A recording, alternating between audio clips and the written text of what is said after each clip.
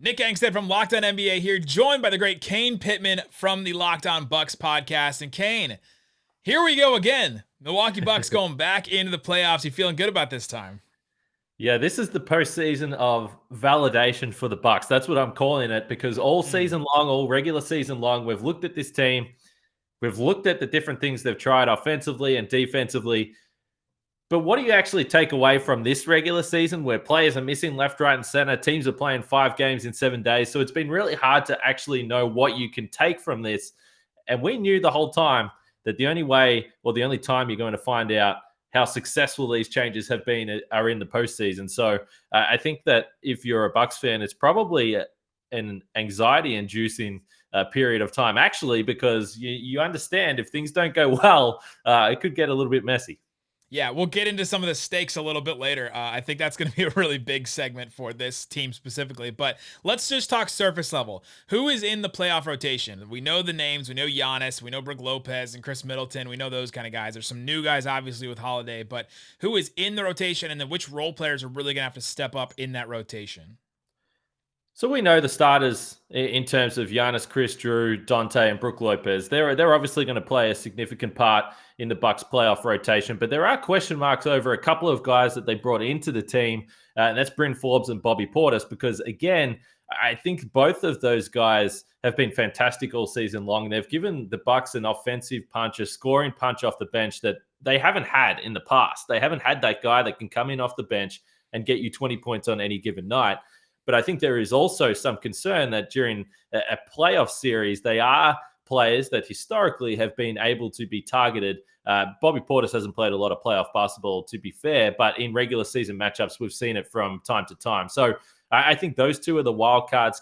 Are they playable in the postseason? Will they be taken advantage of? So Portis and Forbes are 2 players to watch. And then you have the guys that you feel pretty comfortable they're going to play every night. Pat Connaughton will play. PJ Tucker will play. And then that gets you up to 9 guys right there, with the wild card being Jeff Teague. So I think we know that there's 9 guys that are going to play, most likely. Is there 9 guys that you feel comfortable playing in every situation? That's the question. That's the real question right there, is do you actually feel comfortable with those guys playing in the rotation? Has anybody really embraced like a fan favorite? Is it Bobby Portis or somebody? Has somebody emerged that you're like, oh, dang, this is like our Poku, or somebody like that?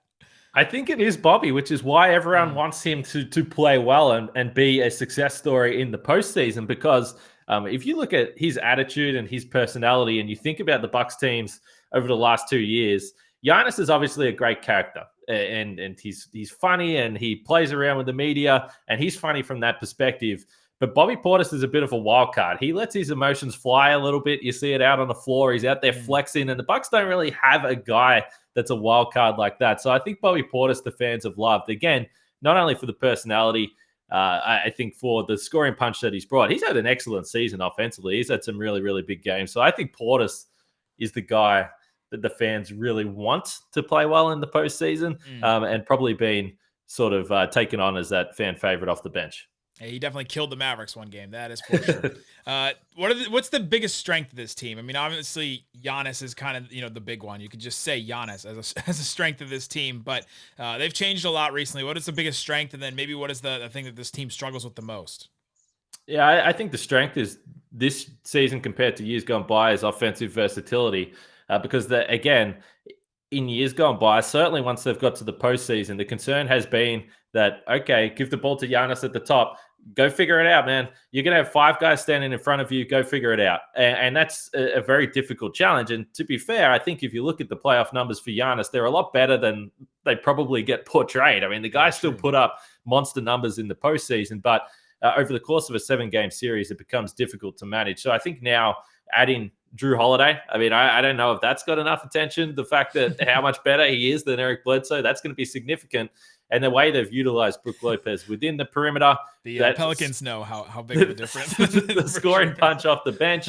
So I think offensively, I think that they're more versatile. They have more options. And I think we've seen that in big games throughout the season, that they are able to score in the half court. Yeah, and the win profile for this team, what are some of the biggest wins of the season where you look back and you go, dang, like that was a real good win for this team? And what are some of the worst losses, maybe the lowest moment of the season? Everyone seems to have one where they're like, oh yeah, this was the point where either Bucks fans reacted the most or or however. Yeah, biggest wins probably came. Probably the two biggest wins recently, and they're easy to remember because they came in the last month. Was the back-to-back wins over Brooklyn, and of course the caveat that James Harden wasn't there. I mean that's the first thing to point out. But I think both of those wins, the fact that uh, they trailed in both fourth quarters by 6 points and were able to come through and win both of those games, I think is significant because when you're playing a team like Brooklyn, even when they don't have James Harden, you know they're going to be able to score and they're going to continue to put points on. And I do think that the biggest question mark for this team has been their ability to score rather than defend in the postseason. So to see them score in the fourth quarter was big. They had another nice win against the Clippers earlier in the season where they really locked them up offensively. They couldn't score. It turned into full-blown isolation ball, which we know we see from the Clippers from time to time. But that was a big win for the Bucks as well there. As far as bad losses, there's been a few. This has been the funny thing about the Bucks this season is that I think the consistency that we've come to expect from this team in the last two regular seasons is that they don't really lose to bad teams. They take care of business against bad teams. That's why they've racked up those huge win totals. This year, they really did play down to the opposition all season long. You could see that when they were playing a bad team, you knew within the first 5 minutes that they weren't that interested in playing that game. And I think part of that is the schedule and the way that the league was set up this season. But also, I think it has been their changed, I guess, attitude towards the regular season and understanding what it all means in the grand scheme of things. So I could probably point out a bunch of losses that they had to terrible teams, but let's throw them all in the same basket. Yeah, everyone seems to have those games this season. There's so many times Yeah. when, and I've done a bunch of these where teams are like, yeah, they, this team plays down to competition. I'm like, yeah, everyone does. It seems like Yeah. this season has been, one of those. The stakes. Let's get to it. This is the big one for this team, I think. What happens if, and we do know that they're going to play the Miami Heat in the first round. What happens if they lose in the first round? What happens if they lose in the second round? Are there any big ramifications that you can foresee? Either, a big trade. They've kind of already made their big trades, but are they going to ship anybody out? Is there a Middleton trade? Is it Coach Bud that's out? Is it the general manager? Like, is there anything looming on the negative side that you see a big change? And then you can also take it on the positive stretch too. Does anything happen if they win the title or, something crazy happens? Yeah, I think you already pointed to it. I think from the player personnel side of things, the Bucks have already made their changes. They went with the same roster basically 2 years in a row. They understood they needed to upgrade the point guard position, so they went and got Jrue Holiday. During the regular season, they've traded for PJ Tucker. So I think that they've made the player personnel changes already, which leaves one guy. And I don't think anyone's that surprised if the Bucks fail in this postseason. Then that can be first round, second round, whatever it is. Yeah, I think that they might be having a new coach next year. I don't think that would shock anyone. They've obviously been fantastic the last few seasons, but once you start to get into your third postseason, it's difficult to justify or to try and find ways how the team is going to improve next season when you've already made wholesale changes to the playing roster. The next logical place you look is the coach. So I don't know if that's necessarily fair, but it seems that that's the direction they're heading. Yeah, it's a really interesting spot to be in because he's been so successful. And Adam Silver once said, in a media scrum I was in, he said, this business is so wild because I have 30 businesses under me and only one of them is successful in the year, right? Like only one of them wins the title. And so for the Bucks, it's like if they don't win the title, that's like, or they don't get to the finals or even the Eastern Conference Finals, that may not be looked at as a success, even though they've had these great regular seasons and Bud's won Coach of the Year and all that. Yeah, it's just very fascinating. Look at that. And I don't think, and I'll say this, I know that within the fan base, there's a lot of criticism for Bud, but I don't think that it's as simple as swapping out a coach and then all of a sudden the success comes. So I think that there has to be a little bit of fear factor about changing the coach because there's a reason they've won so many games and there's a reason they've been so consistent because of, you can question whether it's worked in the postseason. Clearly it hasn't to this point, but he set them up to have success and get in the position to win playoff series, which they didn't do for 2 decades before he showed up at the franchise. So look, it would be a big change. Like I said, I don't necessarily think it's fair, but like you pointed to, it's kind of the nature of the business, I suppose. And every fan wants to point to, well, Mark Jackson to Steve Kerr. That one Yeah, worked out yeah, really well. And exactly. then the old one before that was Avery Johnson to Rick Carlisle. Like as soon as they had all the success under Avery Johnson, then they changed coaches and boom, they win a title. So not everybody can be that. Last thing for you here.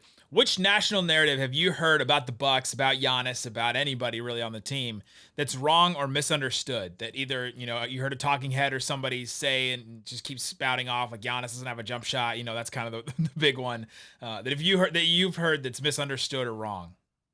I found it really fascinating this year because I think the Bucks have been in the position where no matter what they did in the regular season, they're not really going to impress anyone, and that comes on the back of how dominant they've been the last 2 seasons. But just listening to podcasts, watching shows, I think it has been dismissed a little too quickly. And I already mentioned Jrue Holiday, but I think it has been dismissed a little too quickly, that addition. And I think later in the season, and I think it came on the back of a couple of wins against Philly and a couple of wins against Brooklyn, people started to sit back and say, oh, okay, yeah, Jrue Holiday's pretty good at basketball. But if you look at, and I always say this, and I feel bad for saying this because I really do love Eric Bledsoe. He played a lot of fantastic basketball in Milwaukee, so I don't like to seem like I'm slandering this man. But if you look at the Miami series last year, he averaged 11 points, 30% from the field, 20% from 3-point land, and he played 35 minutes a game. So I just don't think that it's been emphasized enough, the upgrade they have made at the point guard position. And I feel pretty confident in saying that before the playoffs start, because Jrue Holiday could probably play bad and he's still going to give you a significant upgrade to the production you got last year. I mean, we're talking about a very, very low bar. So I just think overall, the type of player that Jrue Holiday is, the guy that wants the ball in his hands in the half court setting, can get his own shot. And then obviously we know the defensive stuff. I think that nationally it hasn't got enough attention, and it feels like all the attention originally was purely on the fact they gave up draft picks, which Giannis signed Supermax. You're talking about pick 25 in the draft for a few years. It doesn't matter. So I just think the on-court stuff has been overlooked a little bit. There you go. Kane Pitman, Locked On Bucks. Go listen to it, subscribe to it, and we'll see what happens with the Bucks going into the playoffs. A lot of stakes, a lot of things on the line. We'll talk about it, and Kane will cover it every day on Locked On Bucks.